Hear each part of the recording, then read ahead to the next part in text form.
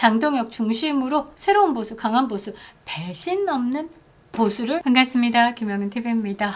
어제 너무 추운 날씨지만요, 많은 국민들께서 이 밖으로 나오셔가지고요, 2030들에게 응원도 해주시고요, 윤 어게인도 외쳤고요, 계엄의 날 1주년을 우리는 계몽의 날이다 라고 외쳤습니다. 우리 애국 우파들과 함께 윤 어게인을 외쳤다라는 것만으로도 이렇게 뿌듯할 수가 없습니다.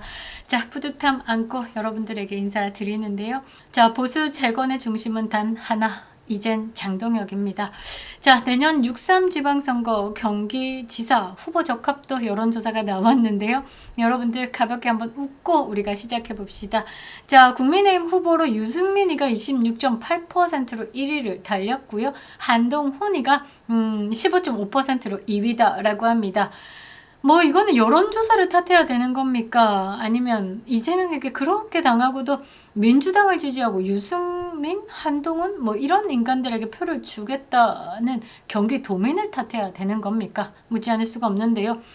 기회가 평등이니 모두가 잘 사는 나라니 한 번도 경험해보지 못한 대한민국을 만든다느니 그 문제앙을 뽑아가지고 이 서울에서 집도 못 사고 경기도로 밀려나간 4050이요. 이번 이재명 때는 내 집 마련 아예 박살이 났죠. 그런데도 이런 것들 지지한다라고 하니까 참으로 안타깝습니다. 현대 국가 시스템의 복잡성 그리고 효율성을 유지하는데 이 세계는요, 지적 엘리트 1%가 절대적인 역할을 하고 있다라고 합니다. 그래서 우리의 역할이 더욱더 중요해진 세상이지 않을까. 극도로 우수한 정신세계 그리고 판단력을 가진 우리 국민들이요, 이 대한민국을 살릴 수 있는 길은 단 하나입니다. 보수의 재건이죠. 이 핵심 메시지를요, 처음으로 그리고 가장 명확하게 선언한 사람이 장동혁 당대표입니다.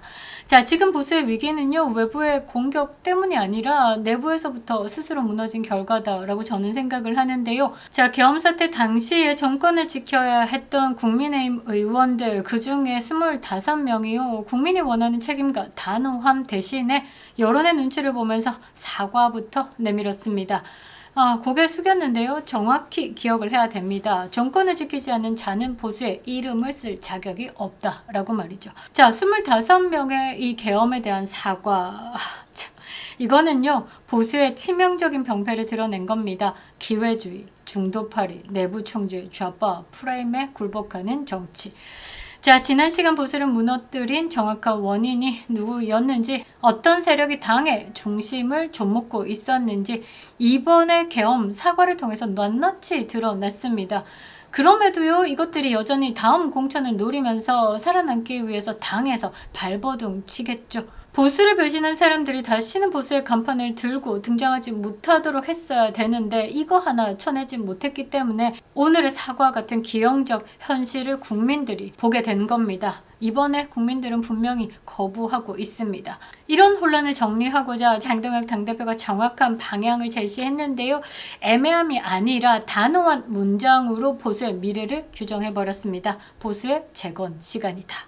자, 벤씨는 용납할 수 없다. 내부 단속 없이 승리는 없다. 라는 뜻을 담고 있는 이 메시지는요, 단순한 정치적 수사가 아니라 보수가 처한 현실 그리고 국민의 요구를 정확히 짚어낸 생존 전략입니다. 지금 보수에게 필요한 게 뭐냐면요, 중도 확장이다 라는 허상도, 좌파 눈치 보기 정치도 아닙니다. 필요한 것은 정체성 회복, 내부 단속, 그리고 명확한 투쟁 방향이다 라는 거죠. 자, 장동혁은요, 그 정답을 제시했습니다. 그 메시지가 보수 전체가 따라야 할 새로운 중심축이 된다라는 거죠. 자, 윤석열 대통령 비상계엄 1주년에 우리 국민들에게 메시지를 보냈습니다. 저는 사실 이 메시지 보면서 눈물을 좀 흘렸는데요, 가슴이 아프더라고요. 자, 어떤 내용이 있었냐. 장동혁을 중심으로 똘똘 뭉쳐서 이재명 정권의 레드카드를 꺼내달라고 당부하셨습니다. 담화문의 핵심 구절은요, 지금은 똘똘 뭉쳐야 할 때입니다. 국민을 짓밟는 정권의 레드카드를 함께 꺼내 주십시오. 하나 되어 전진해 주십시오. 였습니다. 나를 밟고 올라서라 라는 건 정말 또 들어도 가슴이 울컥한데요. 자, 이거는요, 이재명 정권에 대한 경고와 심판을 촉구하는 메시지입니다. 자, 근데 장동혁 당대표 페이스북의 메시지를 보겠습니다. 비상계엄은 의회의 폭거에 맞서기 위한 계엄이었다. 이 주장을 냈습니다. 그러니까 비상계엄에 대한 책임을 윤석열 대통령에게 넘기고 있는 이 25말이 너네들 단호히 거부하겠어 라는 메시지도 담았고요. 우리 국민과 함께 바라보고 있는 시선이 같다라는 것도 보인 겁니다. 자, 이어서 국민과 야당이 분연히 일어나 레드카드를 꺼내야 한다라고 말했습니다. 윤석열 대통령 철학을 이어받은 윤어게인 정신을 수용한 것이다 라고 저는 해석하고 있는데요. 윤석열 대통령의 레드카드와 이 장동혁 당대표의 레드카드, 이 사용에 대해서 합의를 본 것이 아닐까 생각을 합니다. 대통령은요, 지금 장동혁 지지 선언을 한 것입니다. 두 사람이 레드카드를 들고 똘똘 뭉쳐서 싸우자라는 의지를 대내외적으로 밝힌 겁니다. 자, 좌우 정치인 통틀어서 이 팬덤이 가장 강한 정치인 누구라고 생각하십니까? 이재명, 개딸들이 있죠? 우파에서는요, 윤석열 대통령 뿐입니다. 이재명의 팬덤이 진짜 대한민국 국민들의 팬덤인지 저는 의심하고 있는 상황에서 거리로 나가보면요, 윤어게인 팬덤은요, 진짜 막강 파워입니다. 끝판 대장이다 라고 봐도 되겠죠. 그 누구도 깨트릴 수 없는 그 뜨거움이 있습니다. 그런데요, 최근에 역삼동이나 서초에서 이렇게 집회를 보면요, 2030이 주축이 되지만요, 10까지 흡수를 했습니다. 그래서 대한민국의 희망을 본다라는 거죠. 이걸 장동혁에게 이식해가지고 보수의 재건, 구심점으로 삼겠다라는 겁니다. 윤석열 대통령 많은 생각을 하시고 장동혁이라는 이름에 본인의 이름을 투척한 것이다 라고 저는 생각합니다. 자, 그렇기에 계엄을 사과한 25명이 보수의 미래를 파괴하는 겁니다. 왜 이것들이요 메시지를 들고 나왔는지 생각해 볼 필요가 있다라는 거죠. 왜 이 타이밍인지. 정치판에서는요, 어떤 사건이 그냥 터지진 않습니다. 모든 게 어떤 상황을 덮기 위해서 터트리고 이 사건이 터지는 타이밍을 봐야 된다라는 거죠. 왜 장동혁 메시지가요, 이 보수의 유일한 살 길인지, 그리고 보수의 재건을 위해서 보수가 반드시 따라야 할 장동혁 로드맵을 다루겠습니다. 구독과 좋아요, 멤버십 가입 부탁드리도록 하겠습니다. 우파 유튜브 탄압 노골적입니다. 광고 제한하고요. 알고리즘 억압까지도 굉장히 심한 상황입니다. 저뿐만은 아닐 겁니다. 여러분들의 댓글 참여가요, 이 막힌 알고리즘을 뚫는 가장 강력하고 유일한 무기가 되고 있습니다. 우리의 각오를 댓글 한 줄로 적어주시기 바랍니다. 좋아요 클릭 한 번과 댓글 한 줄은요, 저와 연동되어 있는 보수의 비밀 병기들까지 활성화 시켜주는 큰 힘이 되고 있습니다. 멤버십 가입도 너무 감사드리겠습니다. 감사합니다.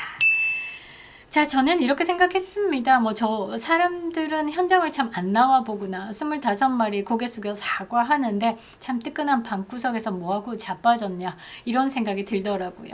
근데 또 잘됐다라는 생각이 뭐냐면 피아 10별 끝났다. 그 전에는요, 이준석 똥 묻은 것들, 노골적으로 똥 묻은 재섭서 이런 것들, 김용태 이런 것들 알고는 있었죠. 근데 나머지는요, 잘 애매했던 거. 그런데 이 사과를 하겠다라고 나온 것들 보니까요, 이 보수를 무너뜨린 기회주의 정체가 완벽히 드러났다 싶더라고요. 자, 제 페이스북에 명단 정리되어 있습니다. 지역구도 기억해 두시기 바랍니다. 자, 이 25명의 정치인들은요, 국민의 분노를 외면한 겁니다. 계엄 사태를요, 마치 윤석열 대통령의 일방적인 실수인 것처럼 프레임을 전환했습니다. 국민 앞이 아니라요, 여론몰이에 고개를 숙이고 사과를 한 겁니다. 굉장히 비겁한 정치를 선택한 겁니다. 자, 그러나 국민의 힘이 지켜야 하는 것은요, 여론이 아니라 정권의 헌정 질서다라는 거죠. 대통령을 외롭게 만들었습니다. 보수 내부에서 공격을 먼저 했고요, 정권을 흔들어 놓은 장본인들이 바로 이 한동훈과 함께 이준석 찌끄레기들 25마리다라는 겁니다. 국민들이요, 이것들을 용서하지 않는 이유는 명확합니다. 필요할 때 당을 지키지 않았던 사람이고 어떠한 상황에서도 나라를 지키지 못할 사람이기 때문이다 라는 거죠. 그래서 장동혁의 메시지가 중심이 되는 겁니다. 보수 생존의 핵심 문장을 장동혁은 말했습니다. 보수 재건의 시간이다. 이 한 문장은요, 보수가 가야 할 모든 방향을 담고 있는 겁니다. 여러분들 제 영상을 보시면요, 윤석열 정부의 시작과 함께 보수의 재건 타임이다 라고 외쳤습니다. 그런데 그때는 왜 이렇게 힘들었을까? 다시 돌아 생각해보면요, 피아 10별이 안 됐기 때문입니다. 우리는 한동훈이 20년 모신 윤석열 대통령과 정말 단짝을 이뤄가지고 당을 잘 이끌 것이다 라고 생각을 했습니다. 윤석열 대통령 혼자 외롭게 두지 않을 것이다 라고 생각을 했고요. 말 잘하죠. 왜 그랬습니까? 꽉 이렇게 하면서 이 민주당을 향해 가지고 윤석열 대통령 내외 부부를 정말 강력하게 지켜줄 것이다 라고 생각을 했습니다. 생각을 했었지요.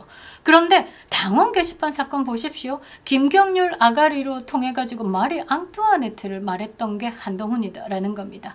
아직도 생각하면요 치가 떨리는데요. 당과 정의 수평 관계를 말하면서 국민 눈높이, 국민 목소리 씹으리는 순간 알아봤어야 하는데 우리도 우매했던 겁니다. 근데 지금은 판단 완벽히 스캔 끝났습니다. 25명 사과하고 고개 숙였죠. 끝났다라는 겁니다. 첫 번째요, 우리 보수가 적을요, 외부는 당연히 적이겠죠. 그런데 내부의 배신까지도 적을 둬야 된다라는 겁니다. 지금 대한민국이요, 간첩법 개정에서 민주당이 맡고 있는 이유가 뭔지 아십니까? 정확하게 조준되어 있는 게 대한민국 주적은 북한인데 그 북한에 대해서 간첩죄를 적용시킬 수 있는데 그것을 조금 더 넓혀가지고 영역을 넓혀가지고 국가에 해롭게 하는 뭐 정보 탈취라든지 이런 것들을 조금 더 영역을 확장하자라고 하니까 이 민주당 입장에서는 중국이 들어가거든요. 그래서 지금 간첩법 개정을 반대하고 있는 겁니다. 자, 대한민국의 보수 정당 국민의힘 외부의 적 그것만 신경 쓰지 마시고요. 내부로 침투되어 있는 내부의 적, 그러니까 간첩죄 적용 범위를 넓히자라는 거죠. 김종인식 중도, 이준석, 한동훈식 분열, 그리고 계엄사가 25인 기회주의자들 이 세 가지가요. 지난 시간 동안 보수를 무너뜨린 핵심 원인이다라는 겁니다. 장동혁은요. 이 구조를 정확하게 알고 있고 내부 정리 없이는 보수 승리가 없다라는 원칙을 분명히 말하고 있는 겁니다. 자, 보수가 단단해져야 외연의 확장이 가능한 거죠. 그래서 장동혁 당대표가 이야기한 게 이겁니다. 매력을 느껴서 중도가 우리를 찾게끔 하겠다. 중도를 외치면서 보수를 비워낸 이 정치인들이 말하는 확장은요. 사실상 껍데기 확장입니다. 자, 장동혁의 확장은 다르다라는 겁니다. 정체성을 지키는 보수 그 위에 신뢰를 다시 회복하고 그 다음 확장이다라는 단계적인 로드맵을 말하고 있습니다. 장동혁 당대표 힘들 겁니다. 그런데 혼자가 아니다라는 것을 우리가 또 알려줘야 되는 거겠죠. 싸울 줄 아는 보수여야 한다라는 메시지도 담고 있습니다. 보수는요. 좌파 정권의 내란몰이, 사법 장악, 언론 통제와 싸워야 하는 겁니다. 지금 좌파리들은요. 의회, 민주주의를 무너뜨리는 속도로 권력을 독점하고 있습니다. 이런 상황에서 내부에서 당을 공격하는 이 세력이 존재한다라고 하면 보수는 100% 무너질 수밖에 없죠. 장동혁은요. 보수가 직면한 현실을 정확하게 파악하고 있습니다. 그래서 이 장동혁이가 중심이 돼야 하는 이유가 여기에 있다라는 거죠. 자, 앞으로 국민의힘이 따라야 할 장동혁의 로드맵. 이 장동혁의 메시지가 추상적인 구호가 아니고 정확한 워딩들을 하고 있는 거죠. 그게 우리가 지금까지 원했던 거고 그게 맞다라는 거죠. 보수 살리겠다. 그러니까 재건이 우선돼야 되고 내부의 뿌락지들 다 쳐내겠다. 이게 뭐겠습니까? 공천이다라는 거죠. 배신자 공천에 대해서 완벽히 배제해야 되는 겁니다. 계엄사가 25인 제 페이스북에 명단 쫙 있습니다. 즉시 정리하셔가지고요. 여러분들 공유해 주시기 바랍니다. 재건의 첫 단계는요. 바로 내부 숙청입니다.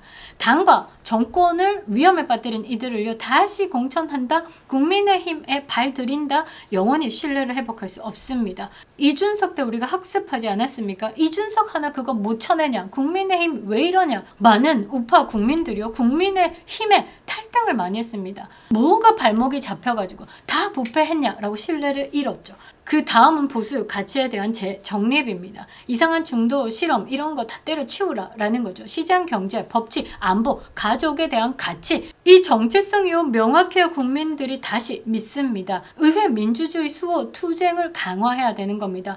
당내 민주주의 막 얘기하면서 재섭서가 뭐 당내 여러 가지 의견들을 뭐 취해가지고 목소리를 다양하게 받아들여야 된다라고 하는데요. 재섭서 본인을 비판했다라는 이유로 청년 꿈나무들 막 내쳐내고 있다라고 합니다.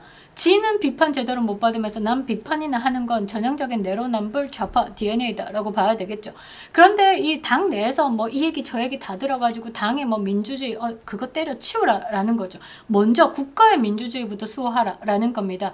장동혁의 메시지는 뭐냐? 내부 토론의 시간이 아니라 좌파 폭 폭주와 싸워야 할 시간이다라고 정확하게 타겟을 설정했습니다. 그래서요, 이 보수 결집의 중심을 장동혁으로 가야 된다라는 거죠.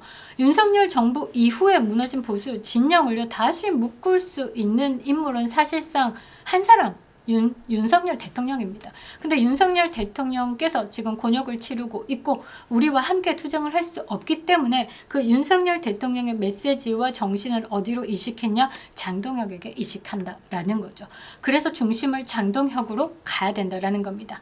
보수는요 지금 어쩌면 마지막입니다. 재건의 기회가 더는 없다라는 거죠. 겸사관 이 25명이 보여준 배신의 정치, 기회주의 정치, 눈치 보기 정치 걷어치워버리라 라는 거죠. 국민들 이미 결정했습니다. 지금 뭐 페이스북에 일반 국민들도 스레드, 인스타 이런 거 보면요. 이 25명에 대한 비판글 어마어마하게 많습니다. 그리고 보좌관들 이거 쏟아내지 마시고요. 정확하게 25명 의원들에게 뿌리시기 바랍니다. 뭘 잘못했는지, 방향 설정이 얼마나 실패했는지. 자, 보수가 살아남는 길은요. 국민의 신뢰를 되찾는 길 하나입니다.